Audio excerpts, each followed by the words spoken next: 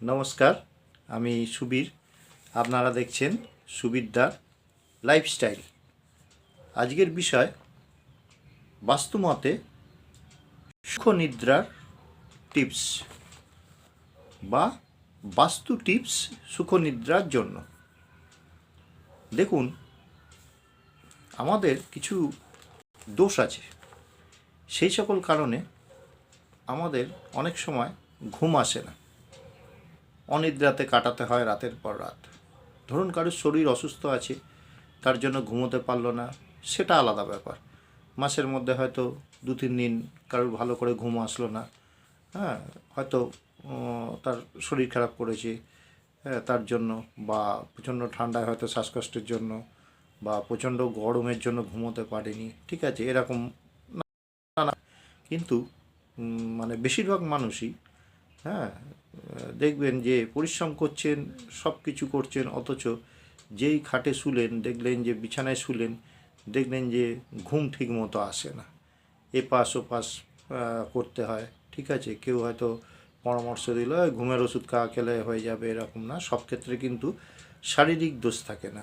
আমাদের পারিপার্শ্বিক বিছানায় কিছু জিনিস থাকে যেগুলো আমাদের অনিদ্রা সহায়ক হয়, ঠিক আছে, মানে ঘুম না আসার সহায়ক। তাই চেষ্টা করবেন এই জিনিসগুলো বিছানার, হ্যাঁ, উপরে বা বিছানার নিচে, বা যদি বক্স কাটায় তার মধ্যে কখনো রাখবেন না, এতে ঘুমে ডিস্টার্ব হয়। তাই সুখনিদ্রা করতে গেলে যদি ভালো সুখে ঘুমোতে চান, ঠিক আছে, আরামে, তাহলে এই জিনিসগুলো কখনোই করবেন না। যেমন কাপড়ের পুঁটলি, অনেকে কী করে বিছানার গদির তলায়, হ্যাঁ, পুরনো কাপড় বা পরা জামা বা কিছু পেলো রেখে দেয়, বা বক্স কাটের মধ্যে পুরনো জামা কাপড় একটা পুটলি পাকিয়ে ঢুকিয়ে রেখে দেয়, ঠিক আছে। এগুলো কিন্তু খুব খারাপ জিনিস। এগুলো হচ্ছে আমাদের মানে নেগেটিভ এনার্জি ছড়ায়, ফলে রাত্রিবেলা ঘুম হতে দেয় না। সেই জন্য আপনারা চেষ্টা করবেন কোনো কাপড়ের পুঁটলি বিছানার মধ্যে রাখবেন না। দ্বিতীয় হচ্ছে বৈদ্যুতিন সামগ্রী। বৈদ্যুতিন সামগ্রীর মধ্যে প্রথম যে জিনিসটা, সেটা হচ্ছে মোবাইল।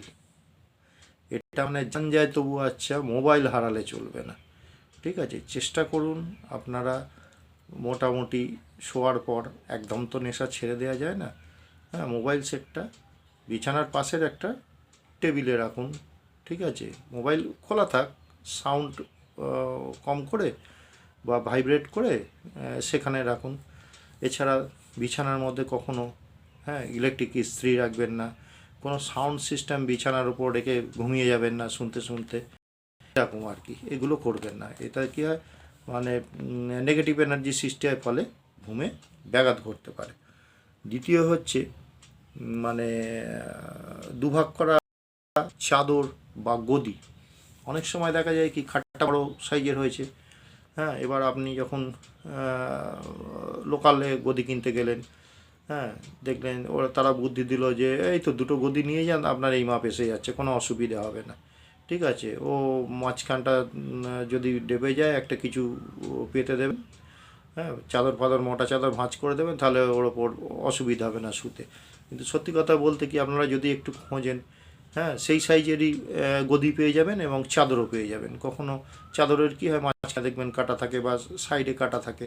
এবার দেখুন, একটা ব্যাপার হচ্ছে কি, হয়তো অনেকে সেলের সময় কেনে, এবার সেই বা একটু কম দামি কেনে, হয়তো বললো যে 100 টাকার চাদর আছে, 150 টাকার চাদর আছে। অ্যাকচুয়ালি ধরুন 5-7 যদি কেউ চাদর কিনতে যায় আর কি, সিঙ্গেল বেড আলাদা ব্যাপার।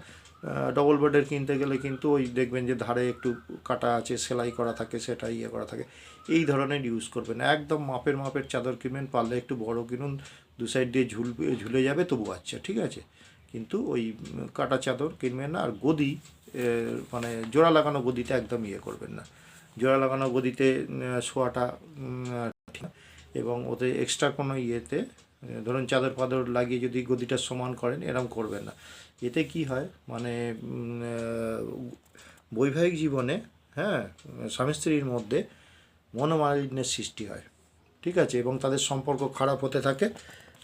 আর সেই জন্য হচ্ছে কি, যে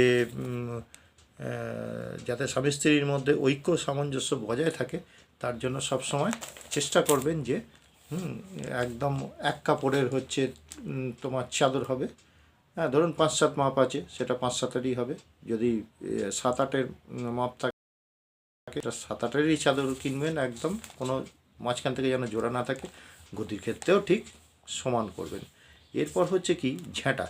অনেকে কি করে, ঝাঁটটার দিল, বিছনার নিচে ঝাঁটা রেখে দিল, বা কি হলো, কোনো কিছু পরিষ্কার করছে, বিছনার উপর ঝাঁটাটা ফেলে রাখলো। হয়তো তার উপর একটা বালিশ ফেলে রেখেছে, সে ফুল ঝাড়ু হোক, হ্যাঁ, বা নারকেল পাতার ঝাড়ু হোক, তাতে কি করলো, ঝাঁটাটা রেখে দিল, দিয়ে শুয়ে রইল বা বিছনার তলায় ঝাঁটাটা ঢুকিয়ে দেয়।